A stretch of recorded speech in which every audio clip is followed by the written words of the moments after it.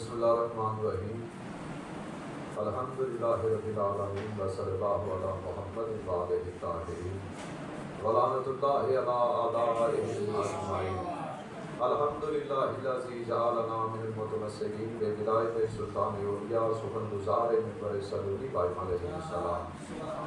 اما بعد ساری تعریف اللہ کے لیے جس کی مدحت تک بولنے والوں کے تکلم کی رسائی نہیں کرتی، نہ ہمتوں کی بلندیاں اس کا ادراک کر سکتی ہیں، نہ ذہانتوں کی گہرائیاں اس کی تہہ تک جا سکتی ہیں۔ دین کی ابتدا اس کی معرفت سے ہے اور معرفت کا کمال اس کی تصدیق، تصدیق کا کمال توحید کا اقرار ہے، توحید کا کمال اخلاص عقیدہ۔ درود و سلام ہے محمد والے محمد کے لیے کہ عرش والے نے فرش پہ دیکھتے ہیں، فرش والے نے عرش پہ دیکھتے ہیں۔ یہ جسم رکھنے والے اس بے جسم سے محبت کرتے ہیں، وہ بے جسم جسم والوں سے محبت کرتا ہے۔ ان کے درمیان اس قدر الفت ہے، محبت ہے، مودت ہے کہ خود وہ محمود ہو گیا اسے محمد کر دیا، خود اعلیٰ ہو گیا اسے علی کر دیا، خود فاطر ہو گیا اسے فاطمہ کر دیا، خود احسان ہو گیا اسے حسن کر دیا، خود محسن ہو گیا اسے حسین کر دیا۔ جس نے ان کو سوچنے کا ارادہ کیا وہ گمراہ ہو جاتا ہے، جس نے ان کا انکار کیا وہ شیطان ہو جاتا ہے، جس نے ان کو مان لیا وہ سلمان ہو جاتا ہے۔ درود پڑھ لیجئے محمد والے۔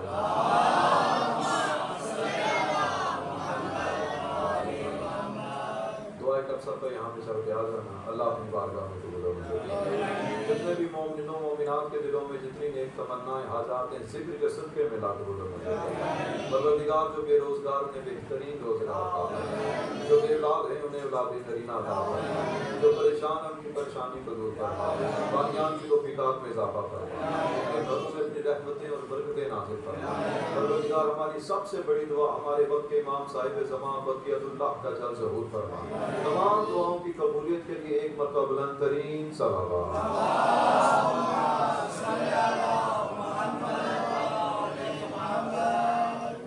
تو جو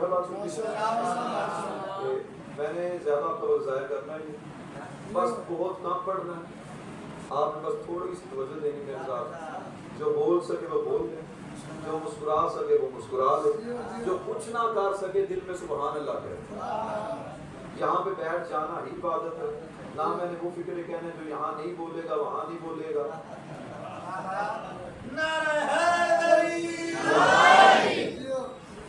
سورہ فیل میں ارشاد خدا بندی ہے وحدہ لا شریک فرما رہا عالم تعالیٰ کیف فعل ربک باصحاب الفیل۔ اے رسول کیا آپ نے نہیں دیکھا کہ آپ کے رب نے ہاتھی والوں کے ساتھ کیا کیا؟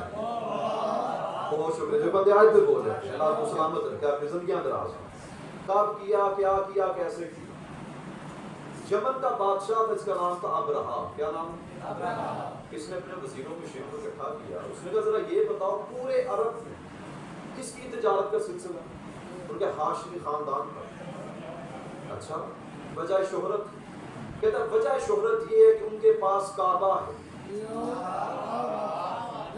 یمن کا بادشاہ کہتا ہے کچھ ایسا کیا جائے کہ پورے عرب میں تجارت کا سلسلہ بھی ہمارا ہو اور مذہب بھی ہمارا رائج ہو جائے۔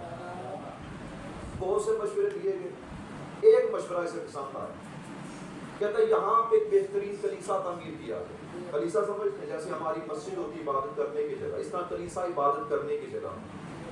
اس نے کہا جب تاجر آئیں گے وہ دیکھیں گے کلیسا کتنا خوبصورت بنا ہے، بہترین بنا ہے، جب ہاشمی خاندان آئیں گے وہ بھی دیکھیں گے، تو جب ہاشمی خاندان کے نوجوان تجارت کے لیے آنا تب مجھے بتانا۔ میں ٹھیک ہے پھر کیا ہوتا ہے؟ اس نے ایک الزام عائد کرے، ہاشمی خاندان تجارت کے لیے آیا واپس پلٹ گئے۔ انہوں نے الزام لگایا کہ ہاشمی خاندان کے نوجوانوں نے ہمارے کلیسا کی توہین کی، یہ مدعا بنا لیا اور کہا اب ہم ان کے کعبہ کی توہین کریں گے۔ جب ہم کعبہ کو تباہ کرنے کے لیے جائیں گے، ہاشمی خاندان بچانے کے لیے آئے گا، ہم انہیں قتل کریں گے، نہ رہے گا کعبہ، نہ رہے گا ہاشمی خاندان، پورے عرب میں تجارت بھی ہماری اور مذہب بھی ہمارا رائج ہو جائے گا۔ اب تاریخ ہے کہ 570 عیسوی کتنی 60,000 فوجی لشکر لے کر 13 ہاتھی لے کے یمن کا بادشاہ ابرہا یمن سے روانہ ہوا۔ تاریخ ہے جیسے ہی یمن کی سرحد سے پہلا قدم اس کا باہر آیا، مصطفیٰ کا پہلا قدم زمین پہ آیا۔ بہت شکریہ مالک سلامت رکھے، اللہ آپ کو سلامت رکھے۔ میں آج پھر پڑھ دوں، اللہ فرمائے عالم تعالیٰ کیفا، اے میرا حبیب، اے میرا رسول، کیا آپ نے نہیں دیکھا؟ اچھا یہ والٹر نزدیک بھی ہے، اللہ نہ کرے دو علاقوں کی آپس میں جنگ ہو جائے۔ میں مثال دے رہا ہوں، اب جو بچہ تازہ دنیا میں آیا پیدا ہو، وہ جنگ دیکھے گا تو نہیں نا؟ نوجوان گھروں سے باہر جائیں، مستورات بچوں کو لے کر گھر میں پناہ لیں گے۔ جب وہ بچہ بڑا ہوگا وہ اپنے ماں باپ سے، دادا نانی بہن بھائیوں سنے گا، میرے بچے جب تو پیدا ہوا تھا نا ہمارے اس علاقے کی جنگ فلاں علاقے سے، وہ سنے گا دیکھے گا نہیں۔ تاریخ کہہ رہی یمن کے بادشاہ 570 عیسوی میں لشکر لے کے چلا، مصطفیٰ دنیا میں آئے، اللہ کہہ رہا عالم تعالیٰ کیف فعل ربک باصحاب الفیل، اے میرا رسول کیا آپ نے نہیں دیکھا؟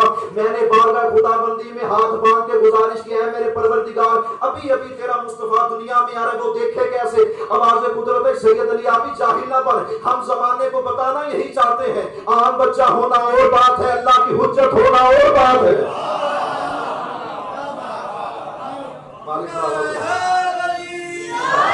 اللہ آپ کی زندگی میں دراز کرے۔ قافلہ جمع، لشکر بڑھا، قرآن کیا کہہ رہا ہے وَأَرْسَلَ عَلَيْهِمْ طَيْرًا أَبَابِيلَ، اور ہم نے جھنڈ کے جھنڈ کیا بھیجے؟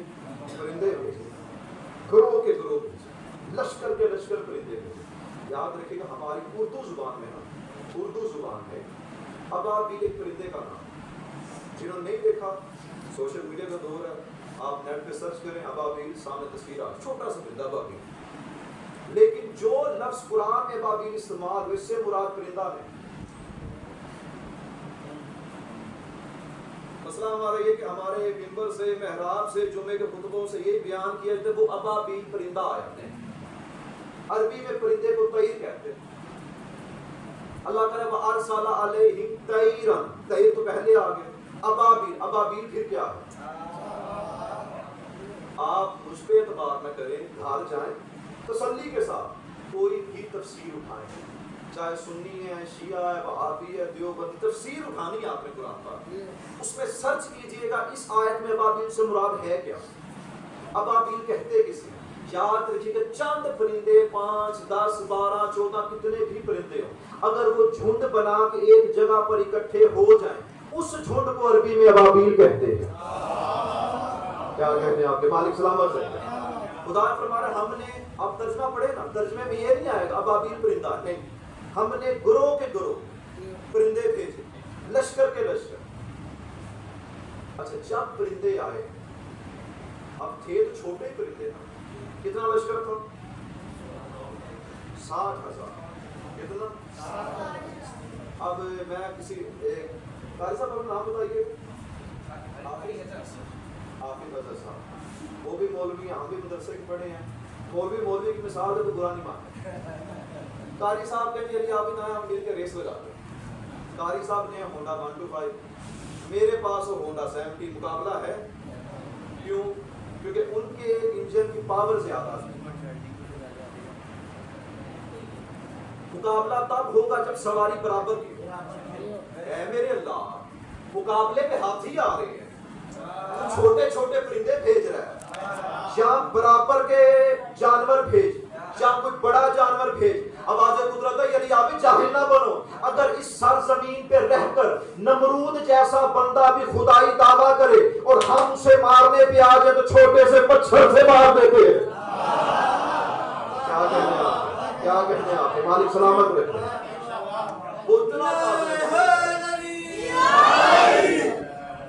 اگر وہ نمرود جیسے بندے کو مار دے، مچھر سے مار دیتا ہے۔ پرندے آئے، کتنا لشکر تھا؟ 60,000۔ اب کم سے کم 60,000 تو پرندے ہوں گے، ہر پرندے کی چونچ میں کنکری، اور کمال یہ پتھر کی کنکری نہیں، مٹی۔ جناب پینڈ دیکھے نا، بچپن میں بارش ہوتی تھی، مٹی کے بچے برتن بناتے تھے، اسی پانی اور مٹی کو مکس کریں، چھوٹی کنکریاں بنا، آپ سارے مل کر ساری رات میں پتھر مارتے رہنے والے، میں مار جاؤں گا نہیں مروں گا، مٹی کی۔ لیکن اس مٹی کا کمال کیا تھا جو پرندے لے کر آئے؟ قرآن کہتا ہے پرندہ جیسے ہی کنکری چھوڑتا ہاتھی پہ گرتی ہاتھی غرق ہو جاتا، سپاہی پہ گرتی سپاہی ہلاک ہو جاتا۔ اب توجہ، اب تھے تو پرندے نا، تھے تو جانور، اب کوئی تو پرندہ ایسا ہوتا نا کنکری چھوڑتا، کسی پہاڑی کی چوٹی پہ گر جاتی، کسی کنویں میں جا گرتی۔ قرآن کہتا ہے جو پرندہ کنکری چھوڑتا صحیح نشانے پر، نشانہ چوکتا نہیں، صحیح نشانے پہ۔ اب تمام عالم اسلام سے گزارش ہے، حضور ذرا یہ بتائیے کیا پرندے دیوانے نہیں ہوتے؟ جنہیں نہیں سمجھا لفظ بدل دیتا ہوں، کیا انہیں ہذیان نہیں ہوتا؟ تو تمام عالم اسلام کے علماء کہیں گے لیابد ہذیان تجھے ہو گیا، دیوانہ کیوں ہو گیا، بہک تو گیا، کیا تو نہیں جانتا یہ کوئی عام پرندے نہیں، اللہ کے بھیجے ہوئے پرندے ہیں، اور جو اللہ کے بھیجے ہوئے انہیں ہذیان نہیں ہوتا، وہ دیوانے نہیں ہوتے۔ پھر معیار کا پیمانہ بدلتے کیوں ہو؟ جب اس کے بھیجے ہوئے پرندوں کو ہذیان نہیں ہوتا، اس کے بھیجے ہوئے نبی کو کیسے ہو گیا؟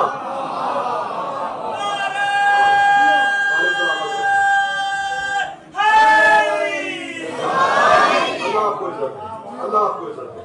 اچھا یاد رکھیے گا، ہذیان کسے کہتے ہیں؟ دیوانہ ہو جانا، کوئی چیز بھول جانا۔ انسان ہوتا ہے، نبی نہیں ہوتا۔ وجہ اگر نبی ہو تو وہ ہم جیسا ہو گیا، پھر اعلیٰ تو نہ ہوگا۔ اچھا رسالت معاب کو پالا کس نے؟ میرا خیال 2-3 بندے تھا۔ چلے کوئی نہیں، آپ آ گئے ہیں بھیجنا، آج آپ کو بتائیں کہ کس نے پالا۔ حضرت ابو طالب علیہ السلام۔ اچھا بابا پہلے جا چکے تھے دنیا سے، والدہ نے پرورش کی وہ بھی دنیا سے، پھر دادا نے پالا۔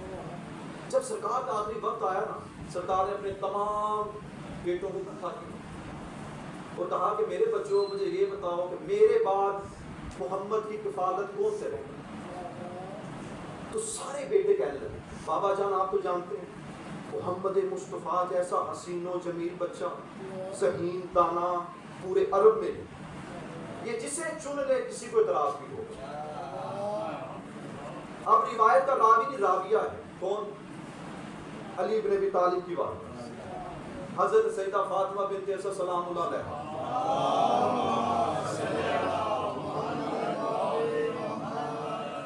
جب تمام اکٹھے ہوئے نا، سیدہ فرماتی ہیں کہ جیسے ہی فرمایا نا سرکار نے، بیٹا محمد میں جا رہا ہوں قیامت تک تیری لمبے سفر، میرے بعد کس چچا کے پاس رہنا پسند کرو گے؟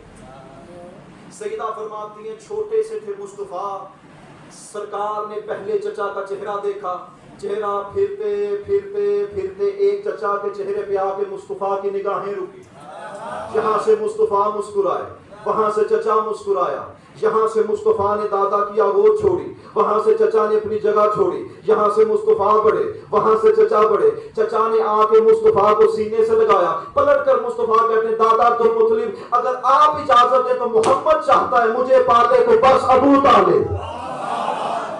کیا کہتے ہیں آپ سے؟ مالک سلامت رکھے آپ کی زندگی آزاد، بہت شکریہ۔ مجھے پالے تو فقط ابو طالب۔ اب حضرت ابو طالب علیہ السلام نے پرورش کی، کیا پرورش کی؟ اب سیدہ فرماتی ہمارے گھر میں کھجوروں کے چند درخت تھے، جیسے آج کل شہروں میں ہوتا ہے نا، بچے کیا کرتے ہیں اپنی والدہ سے ہم نے ناشتے میں یہ نہیں کھانا، کوئی بریڈ کھاتا ہے، کوئی جیم کھاتا ہے، کوئی مختلف چیزیں بچے کھاتے ہیں۔ سرکار کی عادت کیا تھی؟ سرکار کیا کھاتے تھے ناشتے میں؟ کھجور کھاتے تھے۔ سیدہ فرماتی ہر روز کھجوریں ہم اتارتے، زمین پہ گرتی، میں یا میری کنیز چن لے، باقی جو کھجور ہوتی محلے کے بچے آتے چن کے لے جاتے۔ ایک روز میں نے کھجوریں چنی نہیں، میری کنیز نے بھی نہیں چنی، بچے آئے کھجوریں اٹھائیں لے کے چلے گئے۔ کہتے اچانک سرکار کا جو حجرہ تھا کمرہ تھا اس کا دروازہ ہلا، سیدہ فرماتی میں جلدی سے اپنے حجرے میں آ گئی کہ کھانے میں کھجور تو ہے نہیں، اگر محمد مانگ لے تو پھر کیا دوں؟ اب تاریخ کے چھوٹے چھوٹے قدم بڑھا کے سرکار صحن میں آئے، کیا کہیں جو بندہ مزہ لے رہا ہے یار اپنے مصطفیٰ کا، جس کا کلمہ پڑھتے، سرکار آئے، قمیص کو آواز دی کہ آج کھانے میں کھجور نہیں، سرکار کھجور تو تھی، محلے کے بچے چن کے لے گئے، ابو طالب گھر نہیں ورنہ کھجوریں اتار دیتے۔ اب سیدہ فرماتی میں اپنے حجرے سے دیکھ رہی تھی، چھوٹے چھوٹے قدم بڑھا کے سرکار کھجور کے درخت کے نزدیک آئے، ایک ہاتھ شکم پہ رکھا، دوسرے ہاتھ سے اشارہ کیا، اے شجر، اے درخت، میرا شکم خالی ہے۔ جیسے ہی کہا شکم خالی ہے، کھجور کے درخت نے جھکنا شروع کر دیا۔ مصطفیٰ نے چھوٹے چھوٹے ہاتھ بڑھا کے کھجوریں اتارنی شروع کی۔ دروازے پہ دق الباب ہوا، سیدہ فاطمہ فرماتی میں چلتی ہوں دروازے قریب کی، دروازہ کھولا گیا، ابو طالب کھڑے تھے۔ میں نے کہا میرے سرتاج ایک ایسا بچہ ہمارے گھر میں پل رہا ہے جس نے کھجور کے درخت کو اشارہ کیا، کھجور کے درخت نے جھکنا شروع کر دیا۔ ابو طالب کہتے فاطمہ بنت اسد تو پریشان کیوں ہے؟ کیا تو نہیں جانتی جو بچہ تو پال رہی ہے کوئی عام بچہ نہیں، یہ نبیوں کا سردار ہے۔ پھر فیصلہ تو ہو گیا نا، نبیوں کو قتل کرنے والے کافر ہوتے ہیں، پالنے والے نہیں۔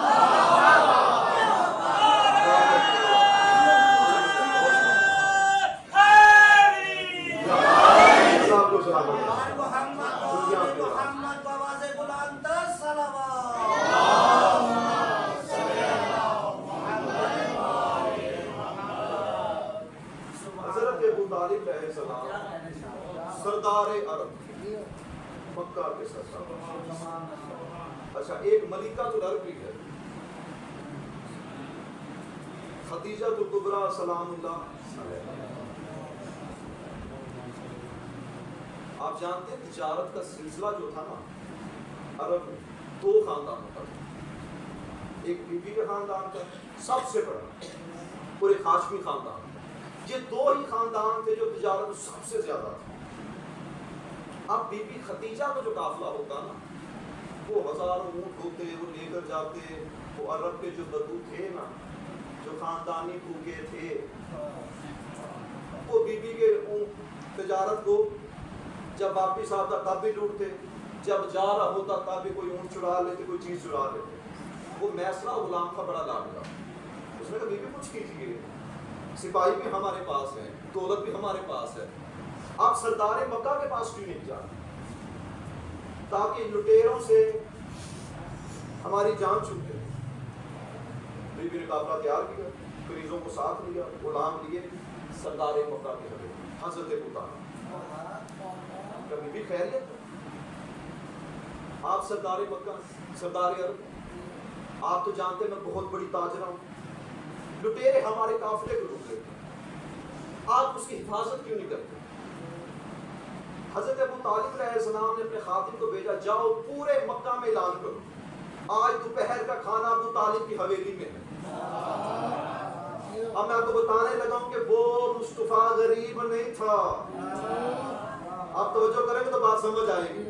رسول غریب نہیں تھا، پورا مکہ، وہ جن کے گھر میں کبھی ناشتہ بھی نہ بنا، جنہوں نے کھانا ہی لوٹ کے ہے، ان کا ابو طالب کی حویلی مکہ کا سردار، وہ سارا عرب کا مکہ جو کھانا اکٹھا ہو حویلی میں کھانا کھا لیا، سرکار کھڑے کرسی پہ بی بی خدیجہ الکبریٰ پردے میں تشریف فرما کہا دیکھو اے مکہ والو، میں جانتا ہوں کہ شدت کی گرمی، تمہارے گھر میں اناج بھی نہیں، آؤ مل کر کوئی ایسی تجارت نہ کریں، تمہیں بھی نفع ہو ہمیں بھی نفع ہو۔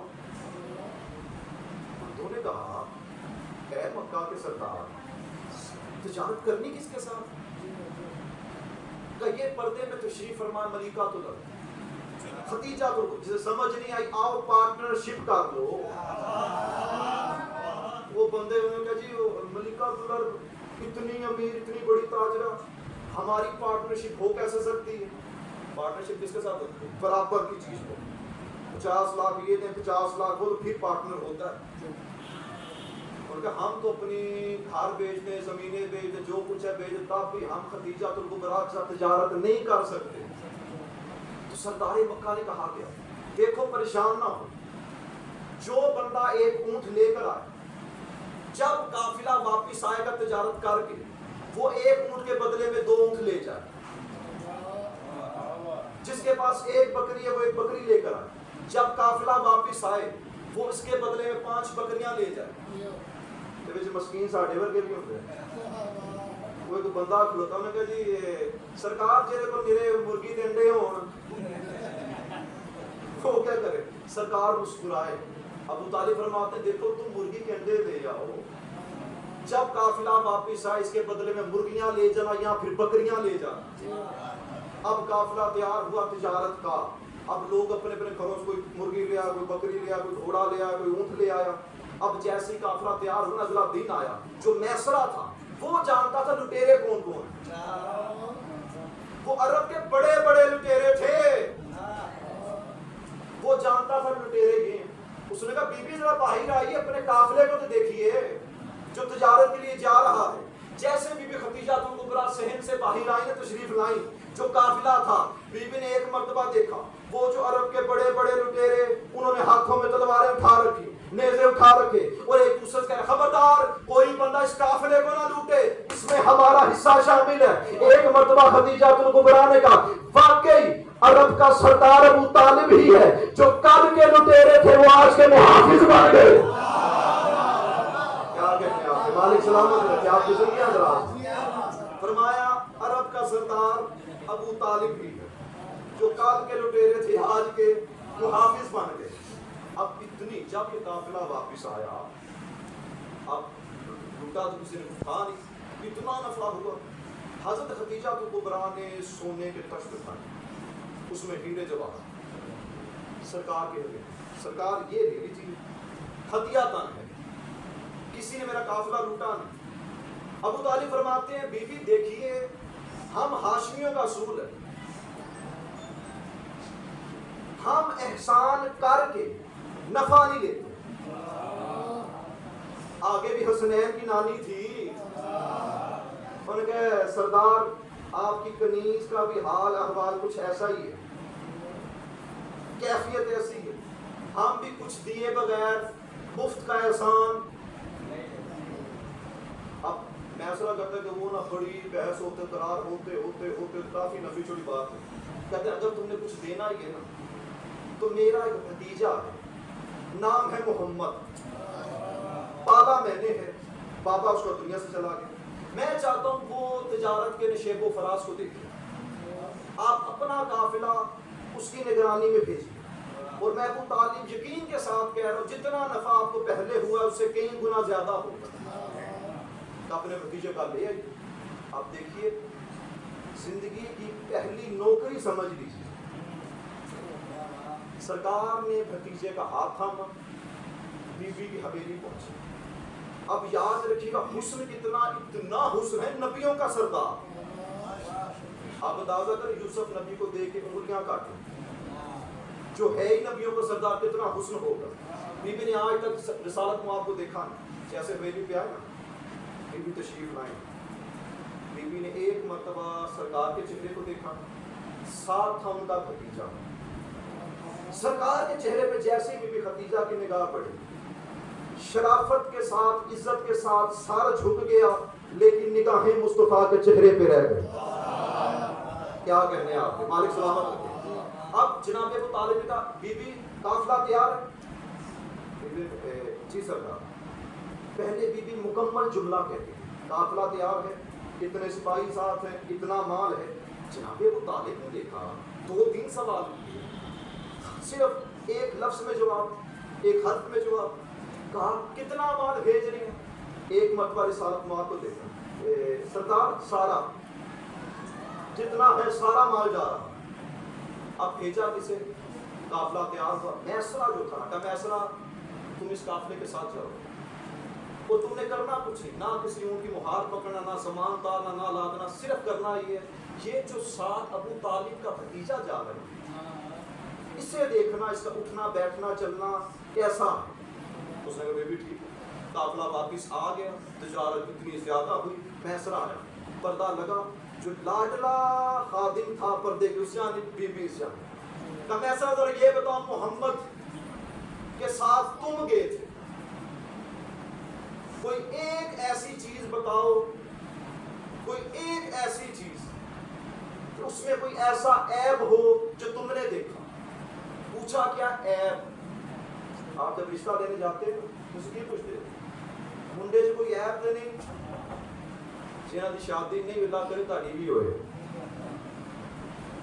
ہاں لڑکا کچھ سوٹے شوٹے, آج کل یہی ہے نا, نشہ اور منشیات کا استعمال کرتے ہیں. لڑکا ٹھیک ہے, لڑکے میں عیب تو نہیں. بیوی کا میسرہ ذرا یہ بتا اس میں کوئی عیب ہے. بی بی نے عیب پوچھا، میسرہ نے جواب کیا دیا؟ میسرہ کہتا ہے بی بی کیا کمال کی شخصیت ہے، جس جگہ سے گزرتا ہے وہاں پہ خوشبو رہ جاتی ہے۔ بی بی نے کہا میسرہ میں تجھ سے پوچھ رہی کوئی عیب بتا۔ کہا بی بی جس بنجر زمین پہ قدم رکھ دے وہاں پہ سبزہ اگ جاتا ہے۔ بی بی نے کہا میسرہ میں تجھ سے پوچھ رہی ہوں اس محمد کا کوئی عیب بتا، اس میں کوئی عیب ہو۔ کہا بی بی کیا بتاؤں، جس جگہ سے گزرے اگر دھوپ ہو تو بادل اس پہ سایہ کرتے ہیں۔ اب میسرہ نے جب بتایا، بی بی نے کہا میسرہ تو میرا بڑا لاڈلا خادم ہے، ایک کام تو نے کرنا، یہ حکم میرا رشتہ لے جا۔ یہ کائنات کا پہلا رشتہ تھا جو مستور کی طرف سے گیا۔ اگر محمد مصطفیٰ کی جانب سے رشتہ آتا تو لوگوں نے کہتا رسول نے دولت کی خاطر، الزام تو آج تک مصطفیٰ کے سر پہ ہے نا۔ اب سوچو سے بی بی خدیجہ کی دولت تھی کتنی، 80,000 اونٹ تھا جس پہ سونا ہیرے جواہرات کے لے کے جاتے تجارت کے لیے۔ اور تاریخ کہتی ہے جس جگہ پہ بی بی کا دسترخوان سجتا عرب کے بدو غریب آ کے وہاں پہ کھانا کھاتے، جو برتن ہوتے وہ بھی سونے کے۔ یہ حضور انتظامیہ میں بھی شامل ہے۔ یہاں پہ نظر نیاز دی جائے نا، پلیٹیں ہوں، کسی شادی بیاہ کی مثال دے لیں، کوئی فوت کی ہوئی کوئی مار جائے، کہیں شادی ہو کوئی جشن ہو، پلیٹیں منگواتے ہیں نا باہر سے، برتن منگواتے ہیں۔ وہ جب سارے چلے جاتے ہیں تو جو گھر کا مالک ہوتا ہے وہ کہتا ہے کہ وہ ذرا پلیٹوں کی گنتی کرنا، ایک پلیٹ غائب ہو نا، وہ کہتا ہے دیکھنا تمہاری پھپھو کے کمرے میں نہ ہو، وہ فلاں مولوی صاحب کے کمرے میں نہ ہو، وہ کہیں بوتل لے گا، بندے پریشان ہو جاتے ہیں۔ بی بی کے برتن بھی سونے کے جس میں عرب کے بدو کھانا کھاتے، جب وہ کھانا کھا کے اٹھ کے جانے لگتے، غلام آتے کہتے کھانا کھا لیا، وہ کہتے کھا لیا، کہتے جن برتنوں میں کھانا کھائے وہ برتن بھی اٹھا کے لے جاؤ۔ کیا کہنے آپ کے مالک سلامت رکھے۔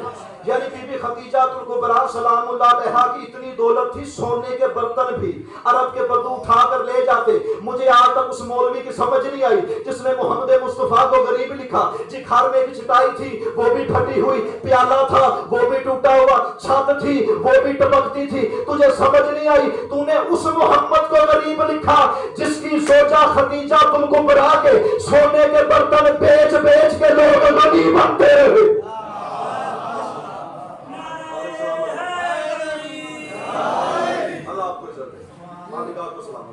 بس گفتگو ختم ہو گئی، بس آخری میں نے سمیٹ لیا، یہی سادات کی حویلی تھی۔ 10ویں درجے میں کون ایمان؟ حضرت سلمان محمدی سیدہ کے دروازے پر آئے، ابھی دستک دی نہیں، ارادہ کی دستک دینی، اندر سے جناب فضا سلام اللہ علیہ نے کلام فرمایا بھیا سلمان واپس پلٹ جاؤ، ہمارے مولا گھر میں۔ کہا بہن فضا دروازہ تو کھولیے، میں نے دستک دی نہیں، میں کچھ بولا نہیں، آپ نے کچھ پوچھا نہیں، آپ کو کیسے پتا چلا دروازے پہ سلمان کھڑا ہے؟ کہا بھیا سلمان ذرا غور سے دیکھ، کسی عام دروازے پہ نہیں کھڑا، یہ وہ در ہے جہاں پہ فرشتوں کا آنا جانا ہے۔ دروازہ کھلا۔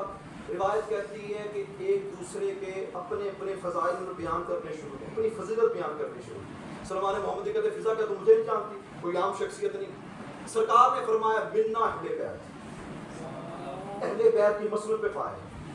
فرمایا بھیا سلمان تو بے شک تو منا اہل بیت کی مسند پہ فائز ہے، لیکن دہلیز سے اس پر میں تو رہتی ہی اہل بیت میں ہوں۔ جو بندہ بول سکتا ہے یار آپ کو سلامت رکھے، میں تو رہتی اہل بیت میں۔ اچھا فضا تمہاری فضیلت کیا؟ کہا بھیا سلمان کیا یہ فضیلت کم ہے؟ قیامت کے روز حسنین کریمین کھڑے کے کھڑے رہ جائیں گے، جنت میں سب سے پہلے فضا جائے گی۔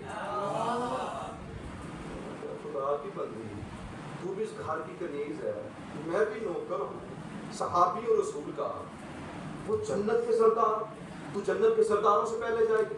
بھیا سلمان ذرا آہستہ بول، کوئی کم ظرف نہ سن لے، میں اپنے مولا علی سے بھی پہلے۔ کیا کہنے آپ لوگ؟ اچھا ایمانداری سے بتائیے کہ بندے پریشان بیٹھے ہو، آپ سے زیادہ سلمان محمدی پریشان، لیکن نتیجہ دوں گا آپ کے چہروں پہ مسکراہٹ آ جائے، علی سے پہلے۔ فرمایا سیدہ سے بھی پہلے، نبی سے بھی پہلے آپ سلمان رکے نہیں، ساتھ ہی سیدہ کے ہاتھ کی کیا تھا مسجد نبوی، وہاں پہ 9ویں درجے والا کھڑا ہے، کون؟ ابو ذر غفاری، ساتھ رسالت معاف۔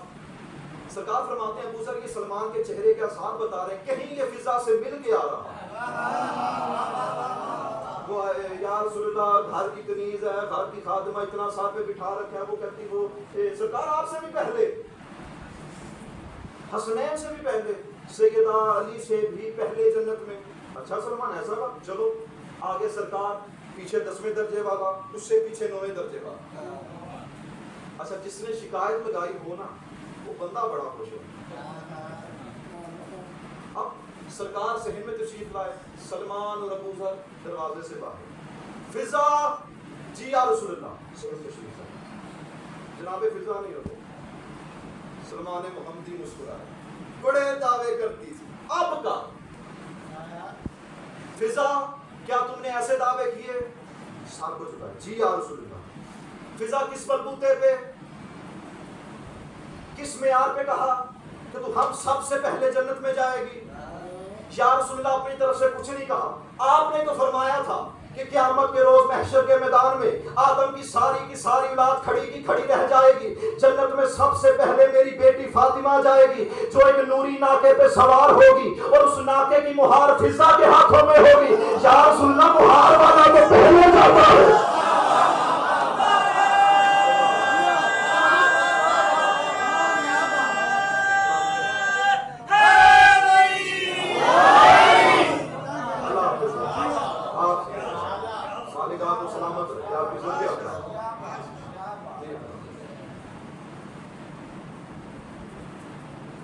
بہت زیادہ پڑھ گیا، زیادہ سے زیادہ 5 سے 7۔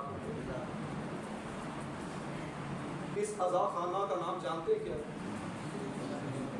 اللہ زندگی دراز فرمائے سید محمد باز رضی صاحب، امام حسین علیہ السلام کی وہ لاڈلی بیٹی، ان کے نام پر سید نے اس عزا خانہ کا نام دیا۔ آپ ابھی محرم شروع ہو جائے گا نا، آپ ذاکرین اور مواعظین سنیں گے کہ نواسہ رسول نے مدینہ چھوڑا کیسے۔ میں آپ کو بتانے لگا ہوں، صرف ایک اشارہ کروں گا کہ نواسہ رسول نے مدینہ چھوڑا تو واپس آیا کون؟ آج بندے کہتے ہیں یہ روتے ہیں، یہ گریہ کرتے ہیں، یہ ماتم کرتے ہیں، یہ عزاداری کرتے ہیں، یہ گلی بازاروں میں آ جاتے ہیں، سید آتا ہوں سید کے گھر میں پڑے، ہم مل کے گزارش کرو ایک سوال کا جواب دو، آج کے بعد ہم رونا چھوڑ دیں گے۔ جتنے سنی شیعہ عزادار ہیں نا امام حسین علیہ السلام کے، نہ سنی روئیں گے نہ شیعہ روئیں گے، صرف ایک سوال کا جواب دو، انصاف سے بتاؤ تو صحیح، کیا کبھی کسی نے 3 سال کی بچی کو بھی تازیانے مارے ہیں؟ جن کی ہائے نکل کے اللہ آپ کا غصہ قبول کرے، جن کی ہائے کی کوشش کیجیے گا ہائے ضرور کرے، آنسو بس میں نہیں ہوتے، ہائے بس میں ہوتے۔ کتنی مظلومات، شہزادی سکینہ بنت الحسین، تاریخ کہتی جب یہ قافلہ شام پہنچا، کشت میں تھا امام حسین علیہ السلام کا سر، یہ چھڑی مارتا تھا، سیدہ سکینہ چیخے مارتے تھے۔ ایک مرتبہ یزید نے کہا، یزید کہتا ہے شمت یہ بات یہ بچی کون روتی؟ میں چھڑی مارتا ہوں، سب سے زیادہ چیخوں کی آواز اس کی آتی ہے۔ اس نے کہا اس کا نام ہے فاطمہ، لیکن اہل بیت اسے سکینہ کہتے ہیں۔ کہتا وجہ یہ ہے کہ حسین ابن علی جب اسے سینے پہ لٹاتے حسین کو سکون ملتا، تسکین ملتا، اس وجہ سے اس بی بی کو سکینہ کہتے ہیں۔ کہتا اس بچی کو خاموش کروا، کہتا بادشاہ کربلا سے شام تک اتنے تماچے مارے، رخساروں کا رنگ بدل گیا، یہ بچی چپ نہیں ہوتی، کہتا اسے خاموش کروا۔ شمر آگے بڑھا، آگے بڑھ کر کہتا سکینہ خاموش ہو گئی، بی بی کی آواز رکی، کہتا شمر میں نے تجھ سے سنا ہے حسین کو اس بچی سے بڑی محبت تھی، اس بچی کو کہ اپنے بابا کو پکارے، اگر حسین کا سر تج سے پرواز کر اس کی آغوش میں آ جائے تو میں مار لوں گا. حسین کو اس سے بڑی محبت ہے اور یہ حسین سے بڑی محبت کرتا ہے. اس نے کہا سکینہ اپنے بابا کو پکار. اب دیکھے جو مجھے دیکھے گا ہائے وہ کرے گا. ایک رسی تھی, ایک رسی میں ساری بیویوں کے گلے تھے. سب سے آخر میں سکینہ بنت حسین. جب بی بی نے اپنے بابا کے سر کو دیکھا نا, لب کٹے ہوئے, دانت مبارک ٹوٹے ہوئے, چہروں پہ تماچوں کے نشان, دائیں کی زلفیں بائیں, بائیں کی زلفیں دائیں. اس نے تازیانہ اٹھایا. بی بی بولی نہیں. امام سجاد فرماتے سکینہ کربلا سے شام تک تماچے کھائے. میں کہہ رہا ہوں اپنے بابا کو بلا. امام سجاد کا حکم ملا. ایک مرتبہ بی بی سکینہ نے اپنے دامن کو اٹھایا. کہا بابا آج آپ کی اور میری محبت کا امتحان ہے. آج آپ کی سکینہ بلاتی ہے. روایت کہتی جیسے کہ نا آج آپ کی سکینہ بلاتی ہے. روایت کہتی حسین کے کٹے ہوئے سر نے تج سے پرواز کرنی شروع کی. پرواز کرتے ہوئے سکینہ کی آغوش میں آ گیا. ایک مرتبہ سکینہ نے منہ پہ منہ رکھ کے کہا بابا یہ آپ کے دانت کس نے توڑے ہیں؟ امام فرماتے میرے قاتل نے. سکینہ رو کر کہتی کربلا سے شام تک شمر نے اتنے تماچے مارے بابا دانت میرے بھی ٹوٹ گئے. یا زہرا کس کس دکھ کو یاد کر کے رو. بڑے عرصے کے بعد اس بغیر یزید نے امام سجاد کو بلایا. کہتا سجاد اپنی ماں بہنوں کو لیے ہم نے آج آزاد کی رہا کے وطن واپس جاؤ. امام روتے ہوئے سجاد میں آئے. ملکہ شام نے پوچھا بیٹا سجاد کہاں گئے تھے؟ اما یزید نے بولا کیا کہتے ہیں؟ ہمارے ہاتھ آ تیاری کی. اتنا بڑا فکرہ آقا قزوینی نے لکھا ہے, عمر مقدس کا بتا. آقا قزوینی نے فکرہ لکھا نہیں بلکہ یوں سمجھے مومنی کے دل پہ خنجر چلتا ہے. علی کی بیٹی جب کہا نا اما تیاری کیجیے وطن واپس جا, رہائی مل گئی. ملکہ شام رو کر کہتی سجاد جسے وطن جانے کا شوق تھا وہ تو زندان میں مر گئی. جس کی ہائے نکل گئی اللہ آپ کا پرسہ قبول کرے. میرے لال ہم نے رہائی مانگی, اس نے رہا خود. ہماری کچھ شرطیں اما حکم کیجیے. میرے سر پہ جو میری ماں زہرا کی چادر جو شام غریبہ میں لوٹی کیسے کا واپس کر. میرے بھائی حسین کا جو کتا لوٹا کیسے کا واپس کر. باقی جو چیزیں بیویوں کی ہیں لکھوا فرشت بنا دربار میں جانا. امام دربار میں آئے. آقا قزوینی کہتے اتنا بڑا جاہل اور بغیرت تھا یزید, کسی کے آنے پہ کھڑا نہیں ہوتا. جیسے اس کے سامنے فرشت آئی نا تخت چھوڑ کے کہتا ہے سجاد چادر کرتا یوں مانگتے ہو جیسے لوٹنے والا کوئی ایک تھا. مجھے کیا پتا تیری دادی زہرا کی چادر کس کے پاس ہے, تیرے بابا کا کرتا کس کے پاس ہے. امام فرماتے تو نہیں جانتا میں جانتا. تیرے پہلو میں بیٹھے اس کے پاس میرے بابا کا کرتا. اس نے کہا جاؤ شفیع کا کرتا لے کر. آقا قزوینی کہتے جیسے امام کا کرتا ہے دربار میں لہرایا گیا. یزید کہتا سجاد کرتے کی کوئی ایسی جگہ بتا جہاں پہ خنجر کا نشان نہ ہو, جہاں پہ خون کا دھبا نہ ہو, جہاں پہ تلوار کے نشان نہ ہو. کیا کرو گے؟ فرمایا کچھ نہیں کرے, بس قیامت کا گواہ بنا. تمام تبرکات سمیٹے, گٹھری بنائی, سینے سے لگائی. آقا قزوینی کہتے امام سجاد زندان میں آئے. علی کی بیٹیاں علی کی بہویں اکٹھی ہوئیں. امام سجاد نے گٹھری کو کھولا. کہا ماں زینب یہ تیری ماں زہرا کی چادر, یہ فلاں بی بی کی چیز, یہ فلاں بی بی کی چیز. آقا قزوینی کہتے ہیں آخر میں ایک چیز ایسی بچی. غریب سجاد نے اٹھا کے باغ کے دامن میں ڈالی, خون کے آنسو رونے شروع کیے. علی کی بیٹی کہتی سجاد چھپاتا کیا ہے, دیتا کیوں نہیں؟ غریب رو کر کہتا ماں یہ کوئی چادر کرتا نہیں, میری سکینہ کے کانوں کے دو دل بچ گئے ہیں. اماں میری بہن شام کے زندان میں شہید ہو گئی. یا زہرا آخری فکرہ طالب ختم ہو گیا. قافلہ تیار ہوا. آخری محمد سے بات جانتے کس کی؟ شہزادہ عسکر کی ماں. بیٹا سجاد جی اماں میرے گھر واپس کوئی شام آئے نہ آئے, میرے بچے میں نے نہیں آنا. اماں حکم کیجیے ذرا اس کی قبر پہ لے چل جو شمر کے تماچوں سے مار گیا. قبر سکینہ کی طرف چلے سجاد. آقا قزوینی کہتے جیسے سیدہ کی قبر پہ علی کی بیٹیوں کی نگاہ پڑی نا, کسی بی بی نے اونٹ بیٹھنے کا انتظار نہیں کیا, کھڑے اونٹوں سے علی کی بیٹیاں زمین پہ گرنے لگی. ہر بی بی قبر سکینہ کا طواف کرتی.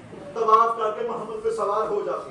سب سے آخر میں ماں کو اپنے بچوں سے بڑی محبت ہوتی ہے. جیسے ہی ماں پہنچی نا قبر سے لپٹ گئی, رو کر کہتی سکینہ آنکھیں کھول تیری چادر مل گئی ہے, سکینہ آنکھیں کھول تیرے دور مل گئے ہیں, سکینہ آنکھیں کھول ہمیں رہائی مل گئی, ہم وطن واپس جا رہے ہیں. رونے والوں اچانک حسین کی غریب بیٹی کی قبر ہلنا شروع ہوئی. آقا قزوینی کہتے امام سجاد نے کہا سکینہ قبر میں پریشان کیوں ہے, وطن جانا چاہتی ہے, میں وقت کا امام ہوں, تیری قبر وطن بھی لے جاؤں گا. کہا تیرا باقر سلامت رہے, وطن جانے کا مجھے شوق نہیں, وہاں میرا بچہ کوئی نہیں. کہا پھر روتی کیوں ہے, کہا ذرا اپنی امامت والی آنکھیں اٹھا کر میری قبر کے پاؤں کی جانب دیکھ. آقا قزوینی کہتے جب سجاد نے دیکھا کوئی قیامت کا منظر تھا.